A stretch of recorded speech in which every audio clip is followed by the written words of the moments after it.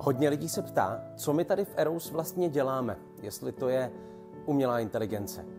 No, to úplně tak není.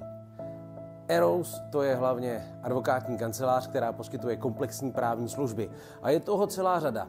Pracovní právo, veřejné zakázky, energetika, mezinárodní právo, reality, realitní poradenství, korporace, veřejné zakázky, přeměny. A takových oblastí bych vám mohl vyjmenovat dalších 30. Je to dáno tím, že jenom advokátní kancelář má zhruba 70 lidí a když si k tomu připočítáme ještě naše kolegy z daňového účetního poradenství a z komerčního pojištění, je nás celkem 120. To je pak ale velká výhoda pro klienty, protože naši právníci se specializují, ty věci jim trvají kratší dobu a klienta to tedy vyjde lépe cenově.